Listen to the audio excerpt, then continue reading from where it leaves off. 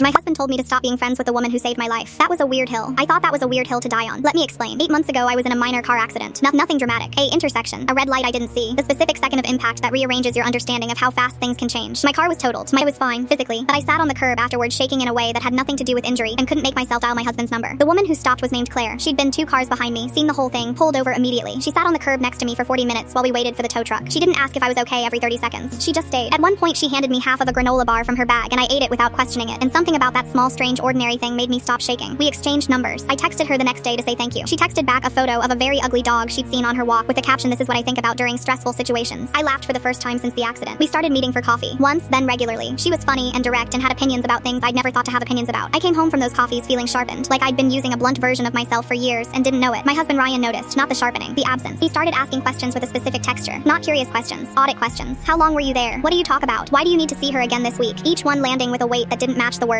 I told him she was a friend. He said he knew that. He said he just wondered why I needed a new friend so suddenly. I said I didn't realize friendship operated on a quota system. Besides mijn nagapasli willen confrontation after class his after time. Looking to badly raise or hollising. And why komt is a rate wheat avladistus after teacher. Beside my stratlin if it in the zider. Working document TTP says. Looking with active medical tail and sisters after rolbazes. A racing and every backfilm was his huge vein weight please that moment that it was niving agreements far tried to full of pollution. He said I was being defensive. I thought about that conversation on the drive to meet Claire the following Tuesday and tried to locate what was actually bothering him. I asked her. I'm not proud of that. Exactly. But she was the person I talked to now and it felt relevant. She thought about it for a moment and said, does he? Yes, obviously. She said, does he know that you called me before you called him? I went quiet. I had called her once, a week after the accident when I'd had a bad dream about it and woken up at 3 in the morning unable to breathe. I don't know why I called her instead of rolling over and waking Ryan. Some instinct I hadn't examined. She'd answered. We talked for 20 minutes and I'd gone back to sleep. Ryan didn't know about that call. Not because I'd hidden it, because it hadn't occurred to me to mention it and then enough time had passed that mentioning it felt strange. Claire said I think maybe that's the thing. I drove home and sat in the car for a while before going inside. Ryan was still up. I sat across from him and I told him about the 3 a.m. call.